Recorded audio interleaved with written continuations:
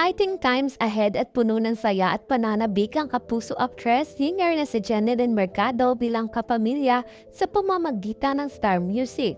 Ibinahagi ng kauna-unahang female soul survivor ng Starstruck ang kanyang larawan kasama ang kapamilya personalities at executives. Hindi pa iginidetalye ng kapuso star ang gagawin sa Star Music, ngunit tinitiyak nito na ikakatuwa ng mga fans.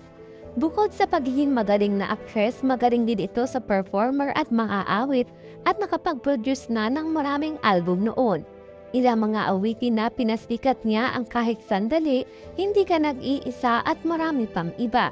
Hindi lang ito ang unang beses na gumawa ng proyekto ang actress sa Kapamilya Network dahil taong 2016 na gumawa siya ng pelikula sa Star Cinema at ito ang Just the Three of Us katambal si Janelle Cruz na pumatok sa masa.